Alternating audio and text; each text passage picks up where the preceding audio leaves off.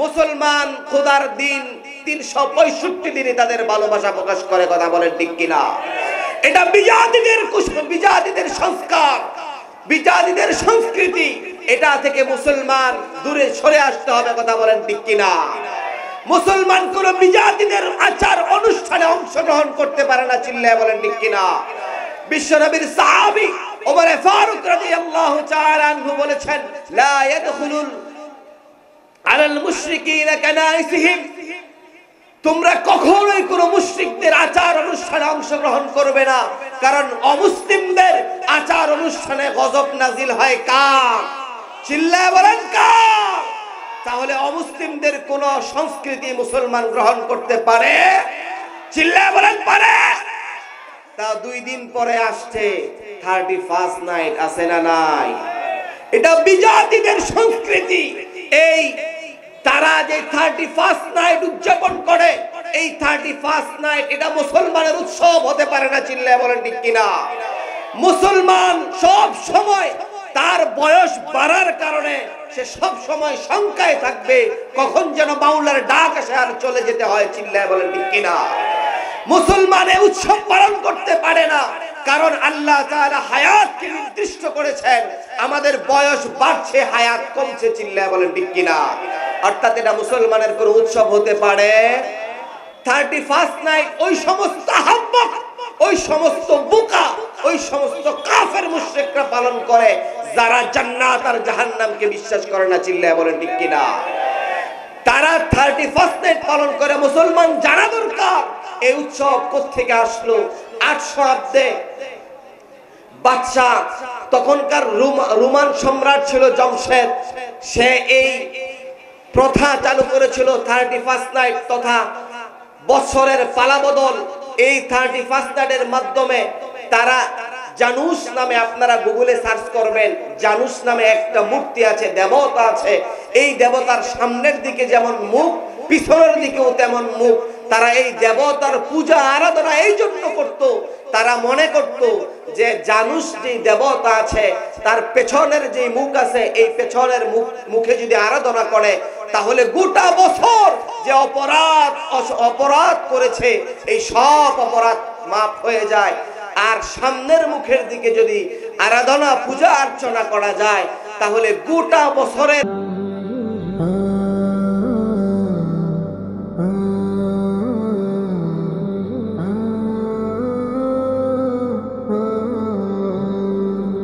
বিশ্বনবী মুহাম্মদুর রাসূলুল্লাহ সাল্লাল্লাহু আলাইহি ওয়াসাল্লাম বলেছেন, কুল্লুকুম খাত্তাউন, তোমরা সকলেই হলে গুনাহগার, তোমরা সকলেই পাপী।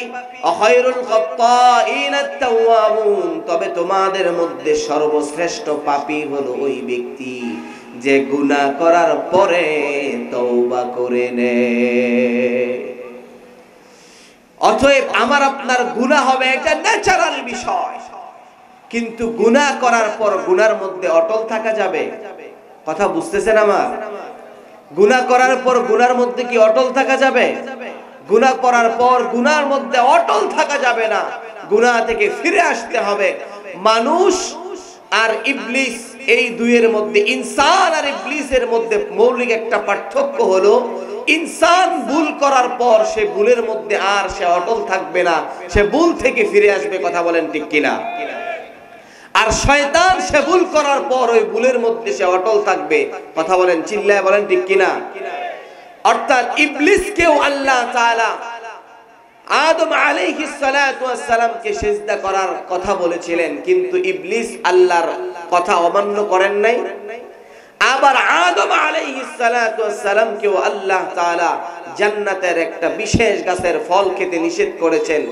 আদম আলাইহিস সালাতু ওয়াস সালামকে আল্লাহ তাআলার আদেশ অমান্য করেন নাই। দুইজনেই অপরাধের দিক থেকে সমান, কথা বলেন ঠিক কিনা? কিন্তু তারপরেও একজনকে আল্লাহ নবুয়তের মর্যাদা দিয়েছেন, আর একজনকে আল্লাহ তাআলা ইন্নাকা রাজিম বলে জান্নাত থেকে তাড়িয়ে দিয়েছেন।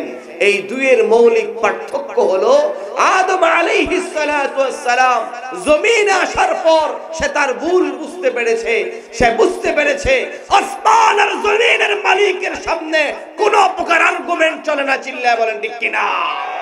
সে বুঝতে পেরেছে আল্লাহর সামনে কোনো মত, আল্লাহর সামনে কোনো আর্গুমেন্ট, কোনো যুক্তি চলতে পারে না, পারে না, পারে না। চিল্লায়া বলেন ঠিক কিনা?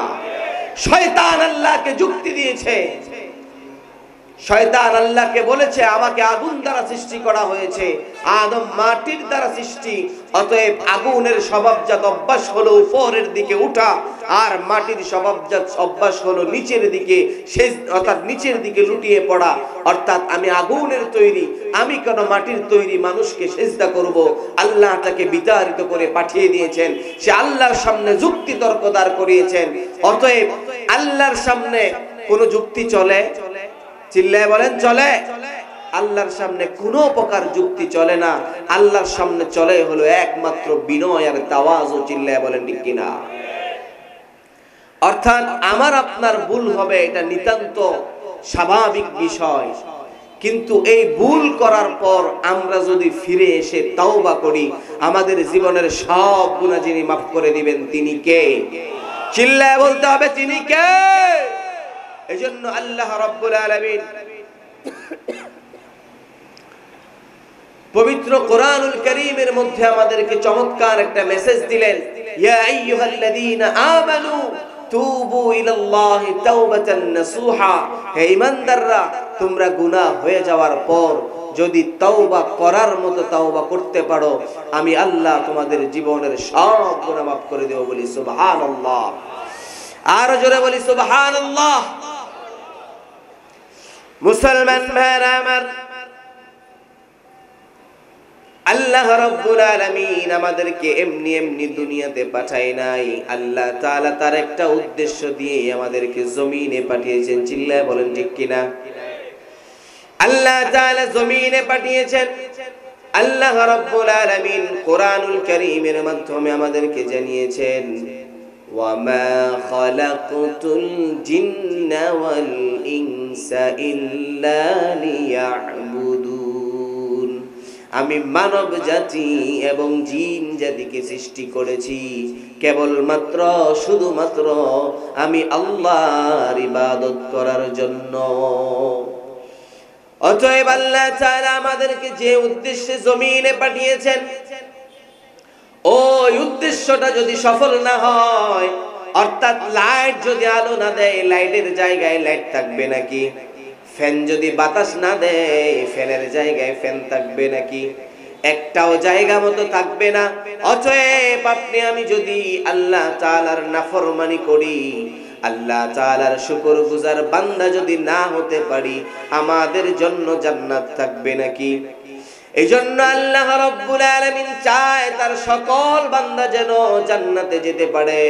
এজন্য আল্লাহ রাব্বুল আলামিন বান্দাদেরকে ঘোষণা দিয়ে জানিয়ে দিলেন, বান্দা তোমার গুনাহগুলো যদি হয় খালের পানির সমান, আমি আল্লাহর দয়ার রহমত হলো সাগরের পানির সমান। আমার আল্লাহ জানিয়ে দিয়েছেন, তোমার গুনাহগুলো যদি হয় পাহাড়ের সমান, আমি আল্লাহর দয়ার রহমত হলো আকাশের সমান। তোমার গুনাহগুলো যদি হয় আকাশের সমান, তাহলে আমি আল্লাহর দয়া আর রহমত হলো আরশে আজিমের সমান। চিল্লায় বলি সুবহানাল্লাহ। তাহলে আমার আপনার গুনাহ যত বড়ই হোক, বিচলিত হওয়ার কোনো কারণ আছে নাকি? আমার আপনার গুনাহ যত বড়ই হোক, নিজেদেরকে ঘাবড়ানোর কোনো প্রয়োজন নাই। আল্লাহ তাআলার রহমতে নিরাশ হওয়ার কোনো প্রয়োজন নাই। এই কথার প্রমাণ আল্লাহ রাব্বুল আলামিন পবিত্র কোরআনুল কারীমের 39 নম্বর সূরা সূরা জুমারের 53 নম্বর আয়াতে আল্লাহ দিয়েছে। এজন্য আল্লাহ রাব্বুল আলামিন বললেন, কুল ইয়া ইবাদিয়াল্লাযীনা আসরাফু আলা আনফুসিহিম লা তাকনাতু মির রাহমাতিল্লাহ। আল্লাহু আকবার। আল্লাহ রাব্বুল আলামিন বললেন, এই আয়াতের চমৎকার একটা শানে নজুল আছে, শুনবেন শুনবেন। সবাই বলেন নাই? খারাপ লাগতেছে কথা? মুসলমান ভাইরা আমার, আল্লাহ রাব্বুল আলামিন আমাদের জন্য কত দয়া আর রহমত রেখেছেন। ছোট্ট একটা উদাহরণ দিলে বুঝবেন। আল্লাহ রাব্বুল আলামিন মুহাব্বত আর ভালোবাসা সৃষ্টি করার পর আল্লাহ রাব্বুল আলামিন এই মুহাব্বত আর ভালোবাসা সৃষ্টি করার পর আল্লাহর কাছে রেখে দিলেন 99 ভাগ, আর মানুষকে দিয়েছেন কয় ভাগ? এক ভাগ শুধু মানুষকে দেয় নাই, আল্লাহ তাআলা এক ভাগ মুহাব্বত গোটা কায়নাতের সমস্ত মাখলুককে বেটে দিয়েছেন। এক ভাগ মুহাব্বতের ছিটাফোঁটা পেয়ে আমাদের মধ্যে ভালোবাসার উপন্যাস আছে না নাই? আমাদের মধ্যে ভালোবাসার গল্প আছে না নাই? আমাদের মধ্যে ভালোবাসার সিনেমা আছে না নাই? ভালোবাসার নাটক আছে না নাই? ভালোবাসার গান আছে না নাই? মায়ের জন্য সন্তানের ভালোবাসা আছে না নাই? চিল্লায় বলতে হবে, আছে না নাই? সন্তানের জন্য মায়ের ভালোবাসা আছে না নাই? গার্লফ্রেন্ডের জন্য বয়ফ্রেন্ডের ভালোবাসা আছে না নাই? এবার যুবকরা খুব জোরে বলছে আছে। কিছুদিন পর আসতেছে, এই তো আমরা ডিসেম্বরের শেষ পর্যায়ে চলে এসেছি। কিছুদিন পর জানুয়ারি চলে গেলেই ফেব্রুয়ারি 14 তারিখ আছে না নাই? চিল্লায় বলেন আছে না নাই? এটা বিশ্ব বেহাপনার দিবস, বিশ্ব বেলাল্লাপনার দিবস, নারীদের সম্ভ্রম হারানোর দিবস, নারীরা তাদের ইজ্জত আবরুকে হারানোর দিবস, বিশ্ব দর্শনের দিবস। চিল্লায় বলতে হবে ঠিক কিনা? মুসলমানদের জন্য নির্দিষ্ট কোনো ভালোবাসা দিবস হতে পারে না, পারে না, পারে না। মুসলমান খোদার দিন 365 দিনে তাদের ভালোবাসা প্রকাশ করে, কথা বলেন ঠিক কিনা? এটা বিজাতিদের সংস্কার, বিজাতিদের সংস্কৃতি। এটা থেকে মুসলমান দূরে সরে আসতে হবে, কথা বলেন ঠিক কিনা?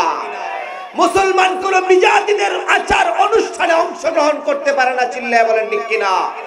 বিশ্বনবীর সাহাবী ওমর ফারুক রাদিয়াল্লাহু তাআলা আনহু বলেছেন, লা ইয়াদখুলুল আলাল মুশরিকিনা কানাইসিহিম, তোমরা কখনোই কোন মুশরিকদের আচার অনুষ্ঠানে অংশগ্রহণ করবে না, কারণ অমুসলিমদের আচার অনুষ্ঠানে গজব নাজিল হয় কার? চিল্লায় বলেন কার? তাহলে অমুসলিমদের কোন সংস্কৃতি মুসলমান গ্রহণ করতে পারে? চিল্লায় বলেন পারে? তা 2 দিন পরে আসছে 31st নাইট, আছে না নাই? এটা বিজাতিদের সংস্কৃতি। এই তারা যে 31st নাইট উদযাপন করে, এই 31st নাইট এটা মুসলমানের উৎসব হতে পারে না, চিল্লায় বলেন ঠিক কিনা? মুসলমান সব সময় তার বয়স বাড়ার কারণে সে সব সময় শঙ্কায় থাকবে কখন যেন মাওলার ডাক আসে আর চলে যেতে হয়, চিল্লায় বলেন ঠিক কিনা? মুসলমানে উৎসব পালন করতে পারে না, কারণ আল্লাহ তাআলা হায়াতকে নির্দিষ্ট করেছেন। আমাদের বয়স বাড়ছে, হায়াত কমছে, চিল্লায় বলেন ঠিক কিনা? অর্থাৎ এটা মুসলমানের কোন উৎসব হতে পারে? 31st নাইট ওই সমস্ত আহ্বাক, ওই সমস্ত বোকা, ওই সমস্ত কাফের মুশরিকরা পালন করে যারা জান্নাত আর জাহান্নামকে বিশ্বাস করে না, চিল্লায় বলেন ঠিক কিনা? তারা 31st নাইট পালন করে। মুসলমান জানা দরকার এই উৎসব কোত্থেকে আসলো। 800 অব্দে বাদশা, তখনকার রোমান সম্রাট ছিল জমশেদ, সে এই প্রথা চালু করেছিল 31st নাইট তথা বছরের পালাবদল। এই 31st নাইটের মাধ্যমে তারা জানুস নামে, আপনারা গুগলে সার্চ করবেন, জানুস নামে একটা মূর্তি আছে, দেবতা আছে। এই দেবতার সামনের দিকে যেমন মুখ, পিছনের দিকেও তেমন মুখ। তারা এই দেবতার পূজা আরাধনা এই জন্য করত, তারা মনে করত যে জানুস যে দেবতা আছে তার পেছনের যে মুখ আছে, এই পেছনের মুখে যদি আরাধনা করে তাহলে গোটা বছর যে অপরাধ করেছে এই সব অপরাধ মাফ হয়ে যায়। আর সামনের মুখের দিকে যদি আরাধনা পূজা অর্চনা করা যায় তাহলে গোটা বছরের সামনের দিকের যে কল্যাণ, এই কল্যাণ তাদের সাধিত হবে। এটা মুসলমানের কোন আকীদা হতে পারে না, চিল্লায় বলেন ঠিক কিনা? মুসলমানের আকীদা হলো সমস্ত ক্ষমতার মালিক কে? সমস্ত ভালো মন্দের মালিক কে? সমস্ত কল্যাণের মালিক কে? সমস্ত অকল্যাণের মালিক কে? অতএব এই 31st নাইট মুসলমানদের উৎসব নয়, চিল্লায় বলেন ঠিক কিনা? এই 31st নাইটকে উদযাপন করে বাংলাদেশের 5 স্টার হোটেলগুলোকে আলোকসজ্জায় সজ্জিত করা হয়। বাংলাদেশের এলিট পারসন যারা আছে তারা মদের আড্ডা, জুয়ার আড্ডা আর নেশায় ভরপুর হয়ে থাকে, কথা বলেন ঠিক কিনা? তারা নেশায় বিভোর হয়ে থাকে, রাস্তাঘাটে গাড়ি চালায়, অ্যাক্সিডেন্ট ঘটায়, কথা বলেন ঠিক কিনা? অতএব মুসলমান এমন কোন উৎসবে শরীক হতে পারে না। বিশ্বনবী মুহাম্মদুর রাসূলুল্লাহ সাল্লাল্লাহু আলাইহি ওয়াসাল্লাম বলেছেন, আল মুসলিমু মান সালিমাল মুসলিমুনা মিন লিসানিহি ওয়া ইয়াদি। প্রকৃত মুসলমান ওই ব্যক্তি যার হাত এবং মুখ থেকে অপর মুসলমান নিরাপদ থাকে। কোন মুসলমান মদ খেয়ে মাতলামি করে রাস্তায় বের হতে পারে না, চিল্লায় বলেন ঠিক কিনা? কারণ তার দ্বারা অপর মুসলমানের ক্ষতি সাধিত হয় কি হয় না? অতএব বুঝতে হবে 31st নাইট মুসলমানদের কোনো উৎসব নয়। ওই দিন সমস্ত বাবারা চোখ কান খোলা রাখবেন যেন আপনার ছেলে মেয়ে 5 ওয়াক্ত নামাজ জামাতের সাথে পড়ে, কথা বলেন ঠিক কিনা? ওই দিন আপনি খেয়াল রাখবেন আপনার সন্তান কোরআনুল কারীমের তেলাওয়াত করেছে কিনা। অতএব আমরা যদি সোচ্চার আর সজাগ না হই তাহলে আগামী প্রজন্ম ধ্বংসের দিকে যাচ্ছে, চিল্লায় বলেন ঠিক কিনা? এগুলোকে রুখে দিতে হবে। বিধর্মীদের কোন কৃষ্টি কালচার আমাদের দেশে চলতে দেওয়া যাবে না, যাবে না, যাবে না। মুসলমান আজকে আমরা দ্বীন ইসলাম থেকে দূরে সরে যাওয়ার কারণে, দ্বীন ইসলাম থেকে আজকে দূরে সরে যাওয়ার কারণে বিভিন্ন প্রকারের ষড়যন্ত্র মুসলমানদেরকে নিয়ে চলছে, চিল্লায় বলেন ঠিক কিনা? আপনারা কিছুদিন আগে দেখেছেন আমাদের টঙ্গীর ময়দানে 5 আগস্টের পর সরকার পতন হওয়ার পর যখন তারা বিভিন্ন ভাবে রিকশা লীগ, আনসার লীগ, অমুক লীগ, তমুক লীগ, এবার বের করেছে সাত লীগ, চিল্লায় বলেন ঠিক কিনা? তারা বিভিন্ন ভাবে বর্তমান সরকার এই কাজকে বেগবান করতে চায়, চিল্লায় বলেন ঠিক কিনা? তারা এই বর্তমান সরকারকে প্রশ্নবিদ্ধ করতে চায়। মুসলমান কখনো মুসলমানকে হত্যা করতে পারে না, চিল্লায় বলেন ঠিক কিনা? অতএব সাদানি ফিতনা কাদিয়ানি ফিতনায় রূপান্তরিত হয়েছে, চিল্লায় বলেন ঠিক কিনা? এদেরকে বাংলার জমিনে কোন কার্যক্রম চলতে দেওয়া যাবে না, যাবে না, যাবে না। নারায়ে তাকবীর। আল কোরআনের আলো, আল হাদিসের আলো। মুসলমান আমরা কাউকে, আল্লাহ ছাড় দেয়, আল্লাহ কাউকে ছেড়ে দেয় না।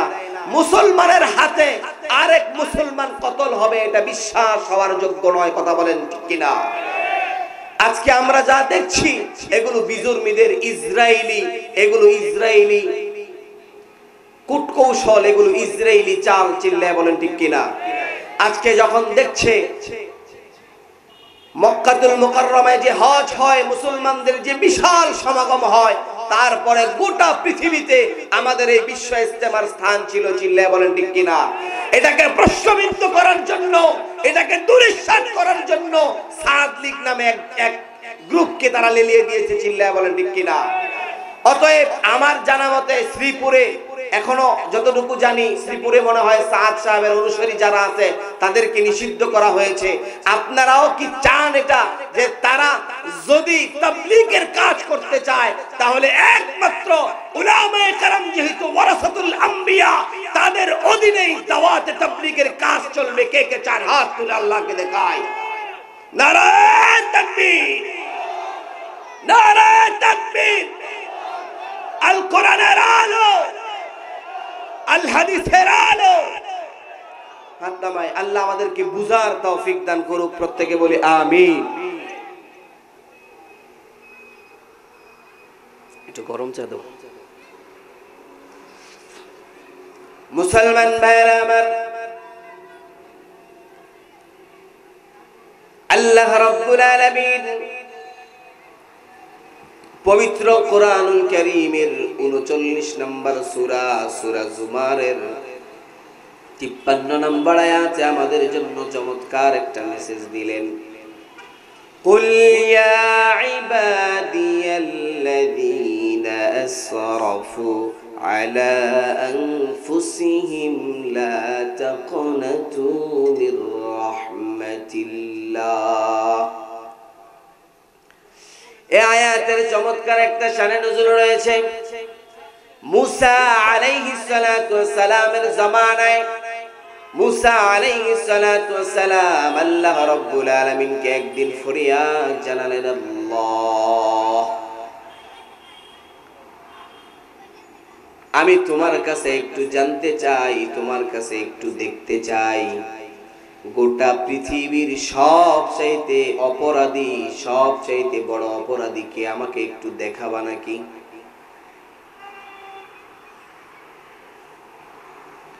মুসা আলাইহিস সালাতু ওয়াস সালাম আল্লাহ রাব্বুল আলামিনকে ফরিয়াদ জানালেন। আল্লাহ রাব্বুল আলামিন ঘোষণা দিলেন, অমুক জায়গায় দাঁড়িয়ে থাকো, দেখবে রাস্তা দিয়ে একজন বৃদ্ধ লোক হেঁটে যাবে। 3 রাস্তার মাথায় প্রথম যেই লোকটা যাবে সেই হলো এই জমানার সবচাইতে বড় পাপী। মুসলমান ভাইরা আমার, গভীর মনোযোগ দিয়ে শুনতে হবে। মুসা আলাইহিস সালাতু ওয়াস সালাম আল্লাহ রাব্বুল আলামিনের কাছে ফরিয়াদ জানানোর পর আল্লাহ তাআলা নির্দিষ্ট একটা জায়গায় দাঁড়াবার কথা বললেন।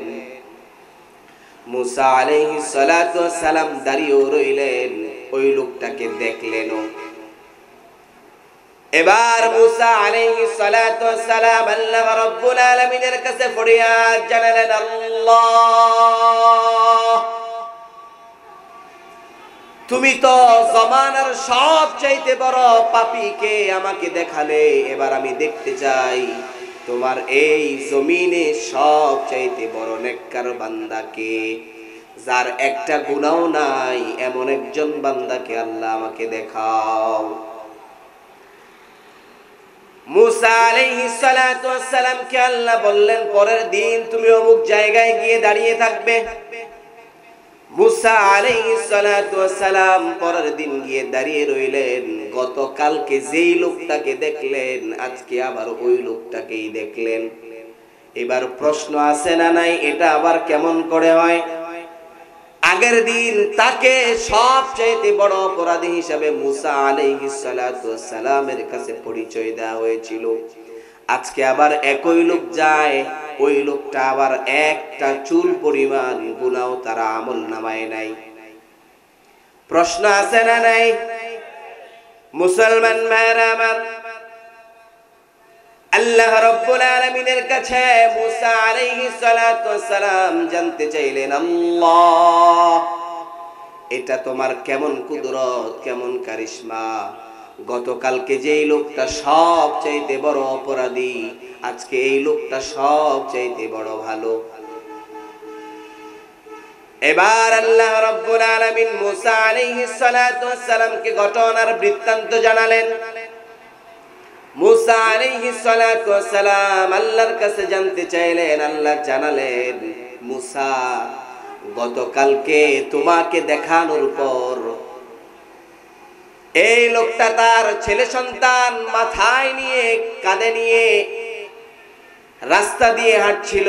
এমন সময় তার সন্তান তার কাছে দেখলো সামনে একটা পাহাড় দেখা যায়। তার সন্তান তার কাছে জানতে চাইলো, বাবা, এই পাহাড় এত বড় কেন? এটার চাইতেও বড় কোনো জিনিস আছে নাকি? ওই গুনাহগার ব্যক্তি বলল, আছে আছে, এই পাহাড়ের চাইতেও বড় হলো আসমান। সন্তান আবার জানতে চাইলেন, আসমানের চাইতেও বড় কোনো জিনিস আছে নাকি? গুনাহগার ব্যক্তি বললেন, আছে আছে, আসমানের চাইতেও বড় হলো আরশে আজিম, আসমানের চাইতেও বড় হলো কুরসি। যেই কথার প্রমাণ আল্লাহ রাব্বুল আলামিন কোরআনুল কারীমের আয়াতুল কুরসির মধ্যে আল্লাহ দিয়েছেন, ওয়াসিআ কুরসিয়ুহুস সামাওয়াতি ওয়াল আরদ। আল্লাহ বলেন, আমি আল্লাহ এমন একটা কুরসির মধ্যে বসে আছি, এমন একটা কুরসির মধ্যে আমি আল্লাহ আছি, যেই কুরসিটা আসমান আর জমিনকে পরিব্যাপ্ত অর্থাৎ পরিবেষ্টন করে রেখেছে। আল্লাহু আকবার। এরপর সন্তান জানতে চাইলেন, বাবা কুরসির চাইতে বড় কোনো জিনিস আছে নাকি? এবার অপরাধী বাবা বলল, আছে আছে, আল্লাহর কুরসিটা তার আরশে, তার কুরসির চাইতেও বড় হলো আরশে আজিম। এবার সন্তান জানতে চাইলেন, বাবা আল্লাহর আরশে আজিম থেকেও বড় কোনো জিনিস আছে নাকি? এবার বাবা বললেন, আছে আছে। সন্তান জানতে চাইলেন, কি আছে? পিতা চিৎকার করে বললেন, আল্লাহর রহমত হলো আল্লাহর আরশে আজিম থেকেও বড়। এই কথা শোনার পর আল্লাহর রহমতের দরিয়ায় জোশ খেলে গেছে। আল্লাহ তাআলা ওই অপরাধীর জীবনের সব গুনাহ মাফ করে দিয়েছেন। তাহলে বলেন, ওই লোকের যদি সব গুনাহ মাফ হয়ে যায়, তাহলে এই লোকটা গতকালকে ছিল সবচাইতে বড় অপরাধী, আজকে হলো সবচাইতে বড় ভালো। শুধুমাত্র আল্লাহ তাআলার রহমতের ঘোষণা দেওয়ার কারণে। অতএব আল্লাহ তাআলা কোরআনুল কারীমের এই আয়াতের মাধ্যমে আমাদেরকে জানিয়েছেন, কুল ইয়া ইবাদিয়াল্লাযীনা আসরাফু আলা আনফুসিহিম লা তাকনাতু মির রাহমাতিল্লাহ। আল্লাহু আকবার। আল্লাহ রাব্বুল আলামিন বললেন, তোমাদের গুনাহ যদি সাগরের পানির চাইতেও বেশি হয়, তোমাদের গুনাহগুলো যদি সাগরের তলদেশে যে পরিমাণ বালিকণা আছে তার চাইতেও বেশি হয়, তোমাদের গুনাহগুলো যদি আসমান আর জমিন এর মধ্যে যে ফাঁকা জায়গা আছে এর সমপরিমাণও হয়, তারপরেও যদি ক্ষমা চাইলে যিনি ক্ষমা করে দেন তিনি কে? চিল্লায় বলতে হবে, তিনি কে? এই কথাটা আল্লাহ তাআলা এই আয়াতের শেষাংশে দিয়েছেন। আল্লাহ রাব্বুল আলামিন বললেন, ইন্নাল্লাহা ইয়াগফিরুয যুনুবা জামিআ ইন্নাহু হুয়াল গফুরুর রহিম। আল্লাহু আকবার। আল্লাহ বলেন, তোমার যত গুনাহ আছে, ইন্নাল্লাহা ইয়াগফিরুয যুনুবা জামিআ, আমি আল্লাহ একদম এক থেকে নিয়ে যদি কোটি কোটি লক্ষ কোটি গুনাহ থাকে, তুমি শুধু একবার বলো আস্তাগফিরুল্লাহ, আমি আল্লাহ তোমার জীবনের তামাম গুনাহগুলো মাফ করে দিব। সুবহানাল্লাহ। আর একটু আস্তে বলেন। তাহলে বুঝে থাকলে বলুন, এমন একজন আল্লাহ পাওয়ার পর, এমন একজন মালিক পাওয়ার পর গুনাহ রেখে শুইতে যাওয়ার কোনো প্রয়োজন আছে নাকি? অতএব আপনি সারা দিন যত গুনাহ করেছেন, আপনার উপর নামাজ ফরজ ছিল, নামাজ ছেড়ে দিয়েছেন। আপনার উপর যাকাত ফরজ ছিল, যাকাত ছেড়ে দিয়েছেন।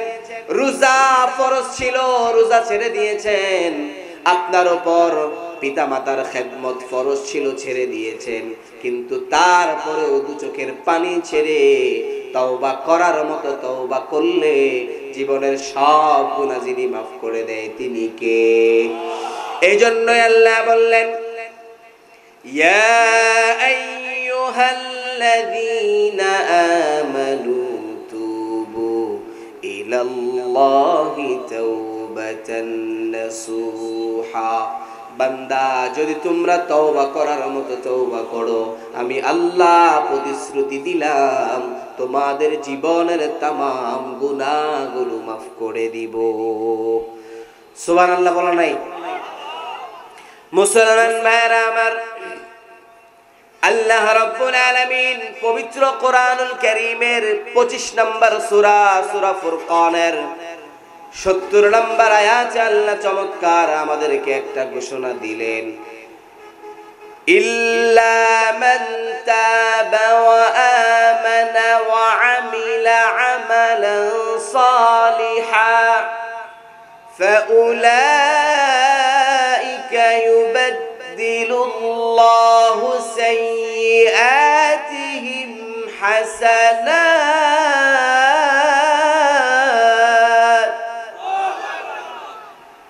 আল্লাহ রাব্বুল আলামিন চমৎকার একটা ঘোষণা দিলেন। আল্লাহ রাব্বুল আলামিন বললেন, তোমরা যদি তওবা করার মতো তওবা করো, তাহলে আমি আল্লাহ তোমাদের যাবতীয় গুনাহগুলো তো মাফ করবই, গুনাহের জায়গায় আমি আল্লাহ নেকি দ্বারা পরিবর্তন করে দিব। সুবহানাল্লাহ। মুসলমান ভাইরা আমার, এই আয়াতের একটা শানে নজুল আছে। মদিনায় একজন কাফনের কাপড় চুরি করনেওয়ালা ছিল, কাফন চোর ছিল। ওই লোকের পেশাই ছিল সে সব সময় কাফনের কাপড় চুরি করত। কাফনের কাপড় চুরি করাটাই তার নেশা ছিল। কথাগুলো গভীর মনোযোগ দিয়ে শুনতে হবে। কত বড় গুনাহগার হলেও আল্লাহ তাআলা ক্ষমা করেন, জানার দরকার আছে না নাই? আমরা শয়তানের দোকায় পড়ে যাই। শয়তান আমাদেরকে বলে, এই মাত্র গুনাহ করেছো, এই মাত্র নেশা করেছো, এই মাত্র জেনা করেছো, এই মাত্র গান শুনেছো, এই মাত্র পরনারীর দিকে তাকিয়েছো, এই মাত্র পরকিয়া করেছো, এই মাত্র ঘুষের টাকাটা মাত্র টেবিলের নিচে রাখলা, এই মাত্র সুদের লেনদেন করলা, অতএব তোমার মতো পাপী এই জগতে নাই। যদি ক্ষমা চাও মনে হয় ক্ষমা হবে না। এই দোকায় পড়ে আমরা ক্ষমাই চাই না। চিল্লায় বলেন ঠিক কিনা? কিন্তু আল্লাহ বলেন, বান্দা না না না, যত বড় অপরাধী হও, তোমরা যদি গুনাহ না করতা, তোমাদের জায়গা আমি এমন একটা জাতি তৈরি করতাম, যেই জাতি আমার কাছে গুনাহ করার পর ক্ষমা চাইতো। কারণ আমি আল্লাহর সিফাত হলো ইন্নাল্লাহা গফুরুর রহিম। আল্লাহর সিফাত হলো গফফার, আল্লাহ গুনাহ ক্ষমা করেন। আপনি আমি যদি গুনাহ না করতাম, আল্লাহ ক্ষমা করতো কোত্থেকে? এজন্য আল্লাহ জানে তার বান্দা অপরাধ করবে, গুনাহ করবে, কিন্তু গুনাহ করার পর ক্ষমা চাইলে সব গুনাহ যিনি ক্ষমা করে দেন তিনি কে? এজন্য মদিনায় একজন কাফনের চোর ছিল, যার পেশা ছিল কাফনের কাপড় চুরি করা। সে একদিন মদিনার এক যুবতীর লাশ দাফন করার পর তার কাছে খবর গেল মদিনায় একজন যুবতীর লাশ দাফন করা হয়েছে। সে মনে মনে সিদ্ধান্ত নিল, আজকে ওই যুবতীর লাশের কাপড়টা আমি চুরি করব। রাত্রবেলা যখন অন্ধকার আচ্ছন্ন হয়ে গেল, সে কবর খনন করা শুরু করলো। কবর খনন করার পর ওই মাইয়িতের চেহারা যখন দেখলো, কারণ আমাদের দেশেও মাইয়িতকে যখন কবরে রাখা হয়, মাথার কাছে যে গিটটা থাকে এটা খুলে দেওয়া হয় কি হয় না? সে যখন মাইয়িতের চেহারা দেখলো, এত সুন্দর সুশ্রী মহিলা, এটা দেখার পর তার মনের মধ্যে জিনা করার খায়েশাত তৈরি হলো। সে মনে মনে সিদ্ধান্ত নিল, এখন অন্ধকারাচ্ছন্ন রাত, এখন যদি গুনাহ করি কেউ দেখবে না, কেউ জানবে না, কেউ দেখবে না, কেউ জানবে না। কিন্তু এমন একজন আছে না নাই, সবাই যখন ঘুমায় ওই সময় তিনি দেখেন, আছে না নাই? সবাই যখন ঘুমিয়ে যায়, সবাই যখন অন্ধকারাচ্ছন্ন, অন্ধকারের মধ্যে কিছু দেখে না, ওই সময়ও যিনি দেখেন তিনি কে? আরো জোরে বলেন, তিনি কে? যুবক মনে মনে চিন্তা করলো, কেউ দেখান নাই। সে ওই লাশের কাপড় ধরে যখন টান দিল, সুন্দর উলঙ্গ দেহটা যখন বের হয়ে আসলো, তার মনে মনে জেনাহের যে খায়েশাত ছিল সেই কাজটাও সম্পাদন করে ফেললো।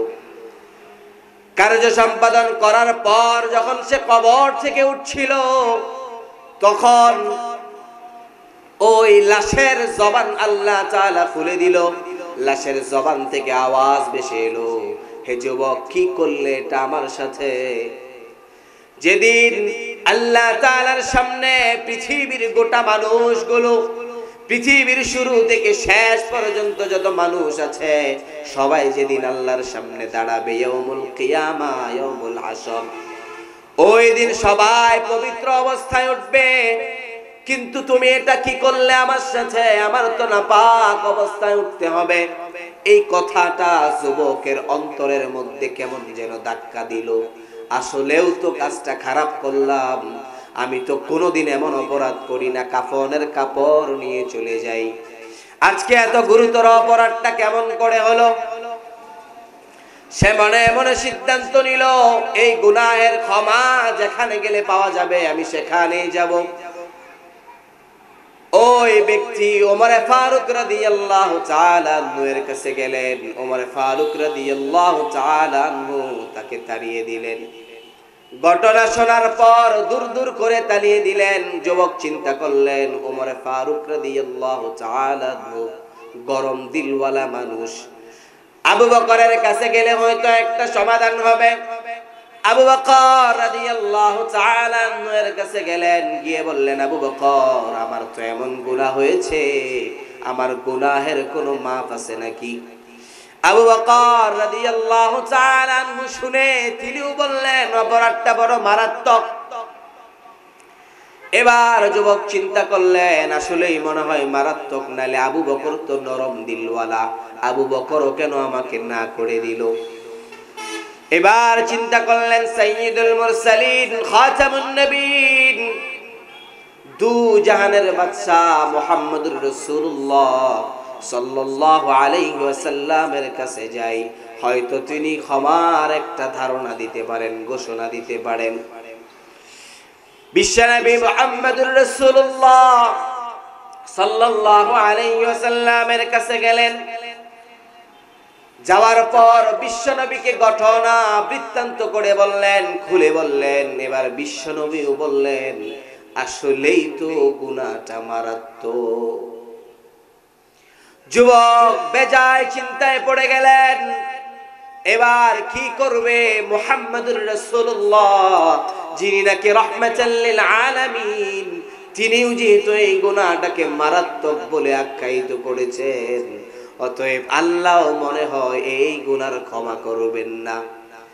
কিন্তু পৃথিবীর সবাই তাড়িয়ে দিলেও যার কাছে গেলে সমাধান হয় তিনি কে?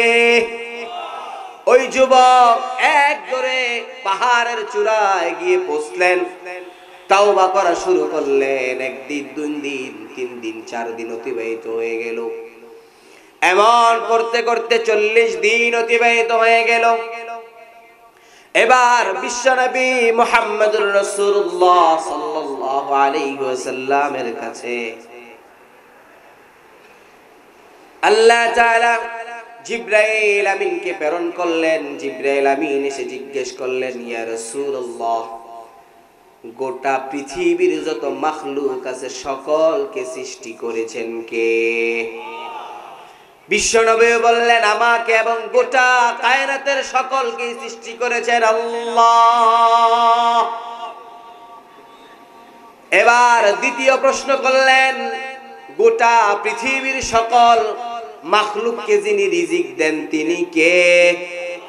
বিশ্বনবীও বললেন, আমাকে এবং গোটা কায়নাতকে যিনি রিজিক দেন তিনি হলেন আল্লাহ। এবার জিবরাইল আমিন জিজ্ঞেস করলেন, ইয়া রাসূলুল্লাহ, গোটা কায়নাতের সমস্ত মানুষগুলো যদি অপরাধী হয়, যার কাছে ক্ষমা করলে, ক্ষমা চাইলে ক্ষমা করে দিবেন তিনি কে? বিশ্বনবীও বললেন, সকল গুনাহের মার্জনাকারী একমাত্র আল্লাহ। বিশ্বনবীর এই কথা শোনার পর জিবরাইল আমিন উত্তর দিলেন, ইয়া রাসূলুল্লাহ, যে যুবকটা গত 40 দিন আগে আপনার কাছে এসেছিল, আল্লাহ তাআলা আপনার জন্য, ওই উম্মতের জন্য সুসংবাদ জানিয়ে দিয়েছেন। আল্লাহ রাব্বুল আলামিন ওই ব্যক্তির যাবতীয় গুনাহগুলো মাফ করে দিয়েছেন। আল্লাহ তাআলা আয়াত নাযিল করলেন, ইল্লা মান তাবা ওয়া আমানা ওয়া আমিলা আমালান সালিহান ফাউলাইকা ইউবাদদিলুল্লাহু সাইয়্যাতিহিম হাসানাত। আল্লাহু আকবার। এই আয়াতের সরল একটা তরজমা হলো, আমার সাথে বলেন, অপরাধী যত বড় সবাই বলেন নাই, বলেন অপরাধী যত বড় অফার তত বড়, অপরাধী যত বড় অফার তত বড়। এটা হলো আপনাদেরকে মুখস্থ করানোর স্বার্থে বললাম। এই তরজমা উলামায়ে কেরাম শুনলে আমারে মারবে, কিন্তু আপনাদেরকে বুঝার স্বার্থে বললাম। আল্লাহ রাব্বুল আলামিন এই আয়াতে এই কথাটাই বলেছেন, ইল্লা মান তাবা ওয়া আমানা ওয়া আমিলা সালিহা। যদি অপরাধ করার পর কেউ গুনাহ করে, অপরাধ করার পর কেউ যদি তাওবা করে, আমি আল্লাহ তার সমস্ত গুনাহগুলো মাফ করে দিব। বলি সুবহানাল্লাহ। একবার তওবা করলে সব গুনাহ কেমনে মাফ হয় একটা উদাহরণ দিলে বুঝবেন। মনে করেন একটা কোম্পানি, ওই কোম্পানির দায়িত্ব হলো শুধু মানুষের নাম টাইপ করা। কম্পিউটার চিনেন আপনারা? কম্পিউটারে অন্য কোনো কাজ নাই, শুধু কাজ মানুষের নাম টাইপ করা। এখন একজন ব্যক্তি সে এক বছরে 1000 কোটি নাম টাইপ করে। কত? 1000 কোটি। এখন এই লোকটা যদি 50 বছর সার্ভিস দেয়, কত হাজার নাম হবে? 50,000 কোটি। সে 50 বছরে 50,000 কোটি নাম লিখলো। এখন কোম্পানি থেকে অর্ডার আসলো যে একটা নাম ডিলিট করে দাও। ডিলিট করার অপশন কম্পিউটারে আছে না নাই? চিল্লায় বলেন আছে না নাই? এখন কোম্পানি থেকে অর্ডার আসলো যে 10টা নাম ডিলিট করে দাও। 10টা নাম সিলেক্ট করে একটা ক্লিক করলে 10টা নাম ডিলিট হবে কি হবে না? কথার কথা, এখন কোম্পানি থেকে অর্ডার হলো যে সরকার আমাদেরকে যে দায়িত্ব দিয়েছিল, এখন সরকার চাচ্ছে এই প্রজেক্টটাই বাতিল করে দিবে। অর্থাৎ যত নাম তুমি 50 বছরে লিখছো, কম্পিউটারে একটা অল ডিলিট আছে না নাই? এখন বলল যে যেই 50,000 কোটি নাম যে লিখছো, এটা সব একবারে ডিলিট করে দাও। এখন সে যদি অল সিলেক্ট করে ডিলিট বাটনে ক্লিক করে, সকল নাম মুছে যাবে কি যাবে না? মানুষের বানানো কম্পিউটারে যদি এক ক্লিকে 50 বছরের আমল এক ক্লিকে যদি মুছে ফেলা যায়, আমার আল্লাহ যদি গফফার আর গফুরুর রহিম হয়, তাহলে তিনি আমার আপনার 50 বছরের গুনাহ একটা তওবায় মাফ করতে পারেন না? চিল্লায় বলেন পারেন কি পারেন না? তাহলে এমন আল্লাহ পাওয়ার পর গুনাহ রেখে কবরে যাওয়া তো দূরের কথা, শুইতে যাওয়ারই তো কোনো অপশন নাই। কি বলেন আপনারা? তাহলে প্রতিদিন তওবা করে যাব তো আমরা। এই জন্য যেই কথা বলতেছিলাম, অপরাধী যত বড় অফার তত বড়। এবার আসেন বুঝাই আপনাদেরকে, অপরাধী যত বড় অফার তত বড় হয় কিভাবে। এই যে আমাদের হাফেজ সাহেব এখানে বসা, মনে করেন হাফেজ সাহেব সারাদিন কোরআন শরীফ নিয়ে পড়ে থাকে, তার গুনাহ হওয়ার সুযোগই নাই, তারপরও কথার কথা ধরলাম তার 100 গুনাহ। এখন আল্লাহ তো এই আয়াতে বলেছেন, ইল্লা মান তাবা ওয়া আমানা ওয়া আমিলা সালিহান ফাউলাইকা ইউবাদদিলুল্লাহ। বাদদালা ইউবাদদিলু মানে পরিবর্তন করে দেওয়া, সাইয়্যাতিহিম হাসানাত, গুনাহগুলোকে নেকি দ্বারা। তাহলে তার যদি গুনাহ হয় 100, আল্লাহর কাছে ক্ষমা চাইলেও আল্লাহ মাফ করে দিল, তাহলে গুনাহ পাবে না? বলেন পাবে কি পাবে না? কারণ আল্লাহ তো বলছে গুনাহকে নেকি দ্বারা পরিবর্তন করে দিবে। তাহলে তার গুনাহ ছিল 100, বোনাস বুঝেন নাই? বোনাস পাবে কত? 100। এখন কথার কথা, আপনাদের শ্রীপুরের সবচাইতে বড় অপরাধী, এমন কোন অপরাধ নাই যেটা সে করে নাই। কথার কথা, তার 50,000 কোটি গুনাহ তার আমলনামায় আছে। এখন ওই ব্যক্তি আজকের এই তাফসীরুল কোরআন মাহফিলে এসে বসে আলোচনা শোনার পর, তাওবার গুরুত্ব শোনার পর, সে এখানে মনে মনে চিন্তা করলো, জীবনে যত গুনাহ করেছি আল্লাহ যদি একবার তওবা করলেই ক্ষমা করে দেয়, তাহলে আজকে এখানে বসে মনে মনে তওবা করলাম, আল্লাহ আমার জীবনের সব গুনাহ মাফ করে দাও, জীবনে আর কোনোদিন এই গুনাহের পুনরাবৃত্তি ঘটবে না। আল্লাহ তাকেও ক্ষমা করে দিবেন কি দিবেন না? চিল্লায় বলেন দিবেন কি দিবেন না? আল্লাহ যদি তার গুনাহ মাফ করে দেয়, তাহলে সে বাড়িতে যাইতে যে ওয়া আমিলা আমালান সালিহা, সে আবার এই যে বসলো, চোখের পানি ছাড়লো, চিন্তা করলো হুজুর আজকে তওবা জিকির দোয়া সম্পর্কে আলোচনা করেছে, তাহলে একটু দোয়া করতে করতে জিকির আজকার করতে করতে বের হই। আল্লাহ তাআলা এই আমলের কারণে তারও বোনাস আছে না নাই? এবার বলেন গুনাহ যদি হয় 50,000 কোটি, বোনাস হবে কত? চিল্লায় বলেন। সবাই বলতেছেন না? সবাই কি কথা বুঝতেছেন না? আপনারা কথা বুঝতে কষ্ট হচ্ছে? আলহামদুলিল্লাহ প্যান্ডেল কানায় কানায় ভরে গেছে। তারপরেও যদি আপনারা চিল্লায় কথা বলতে না পারেন, আমার একজনের আওয়াজ তো আপনাদের চাইতে বেশি। চিল্লায় বলেন বোনাস পাবে কত? 50,000 কোটি। তাহলে অপরাধী যত বড়, অফার তত বড়। তওবা করব তো ইনশাআল্লাহ।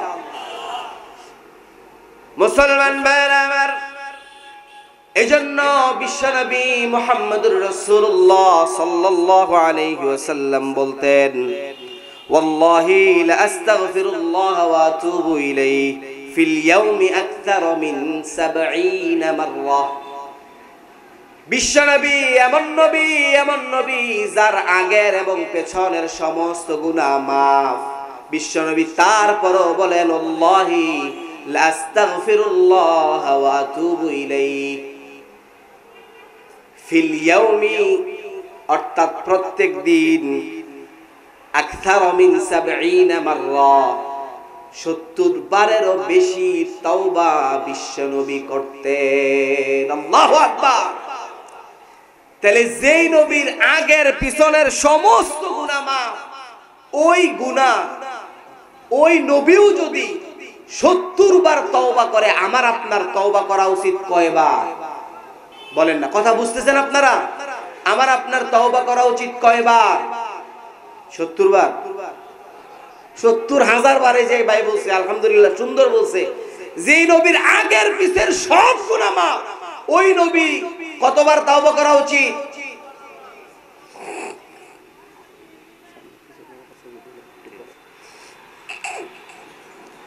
নবীর যদি গুনাহ মাফ করে দেওয়ার পর তিনি তওবা করতে পারেন 70 বার, আমাদের 70,000 বার তওবা করা উচিত।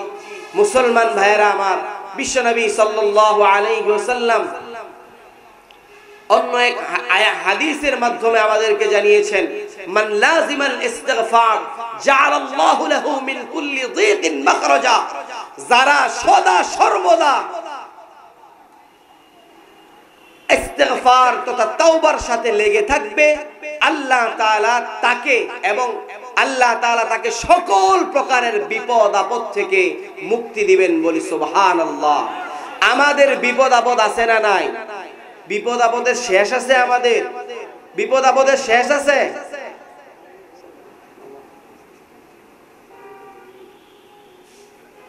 বিপদ আপদের শেষ আছে আমাদের? আলহামদুলিল্লাহ আমাদের মধ্যে ইতিমধ্যে আমাদের মাঝে উপস্থিত হয়েছেন আমাদের শ্রীপুরের অত্যন্ত প্রিয় একজন আলোচক, হাফেজ মাওলানা মুফতি মনিরুল ইসলাম গাজীপুরি, মুহতামিম জামিয়া এমদাদিয়া কাসিমুল উলুম মাদ্রাসা শ্রীপুর। উনি সম্পর্কে আমার মামা হয়, এজন্য ওনার কাছে আমি 2 মিনিটের কথা বলে নিছি। আপনারা কেউ উঠাউঠি করবেন না। অত্যন্ত চমৎকার আলোচনা করে উনি, জ্ঞান গর্ব আলোচনা করে। আলহামদুলিল্লাহ ওনার সাথে আমার আরো কয়েকটা প্রোগ্রামে আলোচনা করার সুযোগ হয়েছে। অত্যন্ত জ্ঞান গর্ব আলোচনা হবে, এজন্য মেহেরবানি করে কে উঠাউঠি না করে আলোচনা শুনবেন তো ইনশাআল্লাহ। মামাকে বসিয়ে রেখে কষ্ট দিব না, আমি এখনই আলোচনা শেষ করব। তবে যেই কথাটা বলতেছিলাম, বিশ্বনবী সাল্লাল্লাহু আলাইহি ওয়াসাল্লাম বলেছেন, মান লাজিমাল ইস্তিগফার জাআলাল্লাহু লাহু মিন কুল্লি যিকিন মাখরাজা। যারা সব সময় ইস্তিগফারের সাথে লেগে থাকবে, আল্লাহ তাআলা ওই ব্যক্তিকে সকল প্রকার বিপদ আপদ থেকে মুক্তি দিবে। আচ্ছা বলেন তো, আমরা রাস্তা দিয়ে বের হলেই বিপদ আপদ, অ্যাক্সিডেন্ট, বালা মুসিবত, গুম খুন ইত্যাদি আছে না নাই? ইত্যাদি আছে না নাই? তাহলে ইস্তিগফারের সাথে লেগে থাকার দরকার আছে না নাই? মুসলমান ভাইয়েরা আমার, এরপর বিশ্বনবী সাল্লাল্লাহু আলাইহি ওয়াসাল্লাম বলেন, ওয়া মিন কুল্লি হাম্মিন ফারাজা। আমাদের থেকে যারা লাজেমের সাথে আঠার মতো ইস্তিগফারের সাথে লেগে থাকবে, আল্লাহর রাসূল সাল্লাল্লাহু আলাইহি ওয়াসাল্লাম বলেন তাদের সকল প্রকার দুশ্চিন্তা আল্লাহ তাআলা দুশ্চিন্তা দূর করে দিবে। বলি সুবহানাল্লাহ। আমাদের বিভিন্ন প্রকারের দুশ্চিন্তা আছে না নাই? দুশ্চিন্তার শেষ নাই আমাদের, কথা বলেন ঠিক কিনা? বাসা ভাড়া, কারেন্ট বিল, বিদ্যুৎ কারেন্ট বিল, তারপরে ওয়াইফাই বিল, ডিশ বিল, পানি বিল, অমুক বিল, তমুক বিল, ছেলের অসুস্থ, বিবি অসুস্থ, হাসপাতালের বিল আছে না নাই? এগুলোর দুশ্চিন্তা আমাদেরকে কুরে খাচ্ছে, কথা বলেন ঠিক কিনা? আপনি যদি ইস্তিগফারের আমল করতে পারেন, প্রধান অতিথির আগমন শুভেচ্ছায় স্বাগতম। সবাই বলেন প্রধান অতিথির আগমন, প্রধান অতিথির আগমন। যেই কথা বলতেছিলাম, এরপর বিশ্বনবী সাল্লাল্লাহু আলাইহি ওয়াসাল্লাম বলেন ওয়ায়ারযুকহু মিন হাইসু ইয়াহতাসিব। কেউ যদি ইস্তিগফারের সাথে লেগে থাকে তাহলে আল্লাহ তাআলা তাকে বেগাইর হিসাব রিজিক দান করবেন। এত পরিমাণ রিজিক আল্লাহ তাআলা তাকে দান করবেন যে রিজিক সে দুই হাতে নিয়ে কুলাতে পারবে না। রিজিকের চিন্তা আমাদের মধ্যে আছে না নাই? চিল্লায় বলেন আছে না নাই? এরপর আমাদেরকে বিভিন্ন প্রকারের দুর্ঘটনা থেকে আল্লাহ তাআলা রক্ষা করবেন। 5 নাম্বার, যারা লাজিমের সাথে ইস্তিগফারের সাথে লেগে থাকবে, বিশ্বনবী সাল্লাল্লাহু আলাইহি ওয়াসাল্লাম বলেন আল্লাহ তাআলা তাকে মুস্তাজাবুদ দাওয়া বানিয়ে দিবে। আজকে সময় নাই, মুস্তাজাবুদ দাওয়া এই কথাটাকে আপনারা জীবনের প্রথম শুনেছেন? মুস্তাজাবুদ দাওয়া মানে হলো যে দোয়া করতে দেরি হয়, আল্লাহ দোয়া কবুল করতে দেরি হয় না। বলি সুবহানাল্লাহ। এই জন্য ইস্তিগফারের সাথে লেগে থাকার দরকার আছে না নাই? আমি আজকে যতক্ষণ আলোচনা করেছি আপনাদেরকে বুঝাবার চেষ্টা করেছি তাওবার গুরুত্ব, ইস্তিগফারের গুরুত্ব। চিল্লা বলেন ঠিক কিনা? অতএব আমরা এখন থেকে প্রত্যেক দিন, বিশ্বনবী যেহেতু মাসুম নবী ছিলেন তারপরেও 70 বার তওবা করতেন, আমরাও ইনশাআল্লাহ অন্তত পক্ষে পারি না পারি অন্তত পক্ষে শুইতে যাওয়ার আগে 3 বার ইস্তিগফার পড়তে পারবো তো ইনশাআল্লাহ। আল্লাহ আমাদের তৌফিক দান করুক। এই মজমাগুলো এগুলো নিতান্তই মজা, গরম হওয়া, স্লোগান দেওয়া এইগুলোর ব্যাপার নয়। এগুলো থেকে শিক্ষা গ্রহণ করা উচিত। চিল্লায় বলেন ঠিক কিনা? এগুলো আমাদের জীবনের পাথেও হয়ে থাকবে, এগুলো আমাদেরকে জান্নাতের পথে অগ্রসর করে দিবে। চিল্লায় বলেন ঠিক কিনা? অতএব এখান থেকে কিছু নিয়ে যেতে হবে। আপনি আমি চিল্লে তাকবীর দিলাম, একটু স্বাদ নিলাম, সুর উপভোগ করলাম, এটার নাম ওয়াজ নয়। আজকের আলোচনা থেকে যদি আপনার শিক্ষা হয় যে আমাকে প্রত্যেক দিন অন্তত পক্ষে 3-4 বার হলেও তওবা করা উচিত, আমি মনে করব আমার আজকের আলোচনা সফল। চিল্লায় বলেন ঠিক কিনা? ওয়া আখিরু দাওয়ানা আলহামদুলিল্লাহি রাব্বিল আলামিন। যতক্ষণ আলোচনা করলাম ভুল ভ্রান্তিগুলো আমার পক্ষ থেকে, ভালোগুলো আল্লাহ রাব্বুল আলামিনের পক্ষ থেকে। ভুল ভ্রান্তিগুলো আল্লাহ তাআলা ক্ষমা করে ভালোগুলো গ্রহণ করার তৌফিক দান করুক। মা আসসালাম। আসসালামু আলাইকুম ওয়া রাহমাতুল্লাহ।